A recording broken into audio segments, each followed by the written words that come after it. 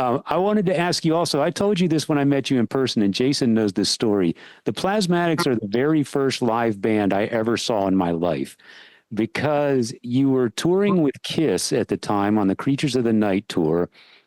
And I remember Riot was supposed to be the opening band, and for some reason they canceled and they were replaced by the Plasmatics. And I remember at that time being so upset because I wanted to see Riot and I didn't want anything to do with this quote unquote punk rock band. And today I love punk rock. But you talk about being corrupted right from the start. I mean, I was going to see Kiss, which would have been mind blowing enough. But you guys beat them to the punch. So the Plasmatics are the first live band I ever saw in my life. And you're out doing arenas with Kiss. And now for Kiss at that time, that was not one of their... Go ahead. You have something? Yeah. No, nothing. Go ahead. So Kiss at that time, that was not one of their better selling tours. But for you guys, it might have been the first time that you're out in arenas. Is that... Oh, yeah.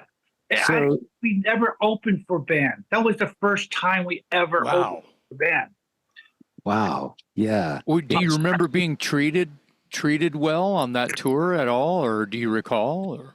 Yeah, no, it was great. I mean, they were very nice.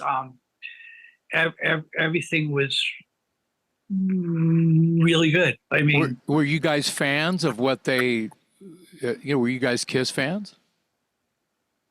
I had, to me, like Kiss was like, they were so big, and I remember when we started the Plasmatics. This was around 1978, 79. I remember they played the Garden. I was watching them on TV. I said, "Oh my God, this is so amazing!" It's like theater, you know? Yeah. See them, and so I always appreciated that theatrical side of them, but I was never part of the Kiss Army. Oh, that's fair. Yeah. I was never part of the Kiss Army, and I had never gone seen them, but I loved seeing the show. I mean, I loved the Gene's bass solo. They were just great. He'd come out, he'd go make the noise. It was just by himself.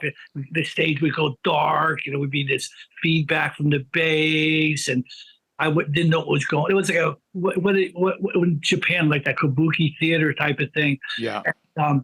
And then all of a sudden, you would point to one side of the stage, and this giant flame came up. I thought it was great, but we had him on a couple of things, though. I remember, and this is no knock on Kiss. I remember saying I think it was Vinny Vincent was playing guitar, and I was watching them do sound check, and they had a line of Marshalls and amps, and I was like, "Oh man, they're making a mistake. They're not paying attention to details," because during the sound check, the lights hit the back line of the amps, and you could see right through. Yeah. Dummy phony amps. Yeah. How could they miss it? Because what we did, we had phony amps too, but we had only a couple. Speaker counters, we knock them over at the end of the show. And, they were so funny. I would go around and take truck logos off of trucks, or some kind of logo, like white trucks. You ever heard of white trucks? Yeah. You know white trucks? Yeah. I unscrewed a few of them and just screwed them into my amp. And I remember I did that with something else from the stereo speakers. And we'd get calls like, "Oh, where'd you get those white amps from?" But what I did, though, was I had a speaker cabinet, but I opened them up and I took some plywood and just covered those speaker cabinets. Yeah. So like if you looked in, you'd see. It's dark. Yeah. It's dark. Yeah. It's covered up. So I think it might have been Vinny. I said, "Hey, you're missing that." And he kind of chuckled, but I don't think they did anything about it. I don't think they cared, Nah. They probably just ordered a bunch of Marshall speaker empties. I was talking to this guy. It's funny that came up because we used to chainsaw these guitars on stage, right? And people go, "What type of guitars were you trained?" We got letters and Guitar Player magazine and Rolling Stone. There was letters to the editor, something about the Plasmatics cutting up perfectly good Les Pauls, and how could they do it? First of all, who cares?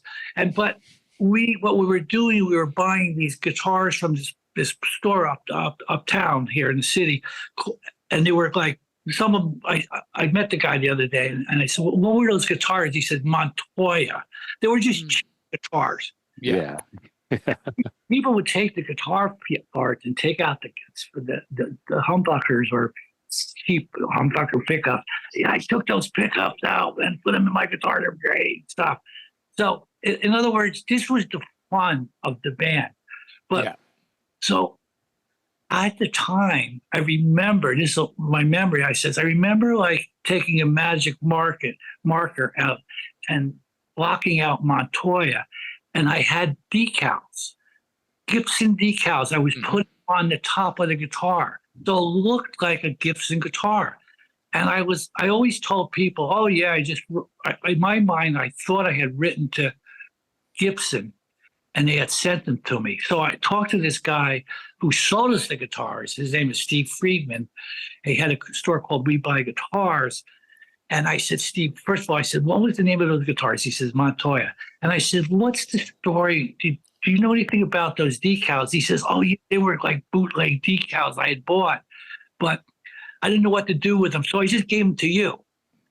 So, I see. You know, Well, and you can still buy those decals on like online. You can just buy them. oh, you can? Are you serious? You just gave him an idea. No, this is not an SG. It is not a Gibson. Oh, That's a decal. Look at the headstock. You can tell it's not a Gibson. So we had. Yeah. Right. Oh, I see what you're saying. Yes. Yeah, that's a sticker. Yeah. Yeah. Now, not all of the guitars were Gibson lookalikes. Okay.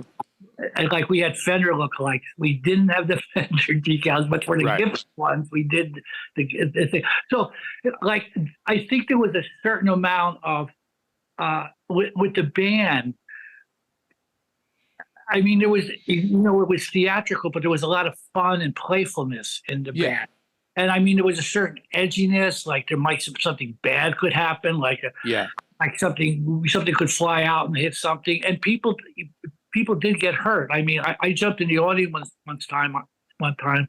I hate to say it, I broke a girl's nose, right? And she was going to sue, which she should, but I don't know whatever happened to it. I think the club covered it. But I mean, things did happen like that. Yeah. Well, you were a chaotic band. That's for sure. There's no question about that.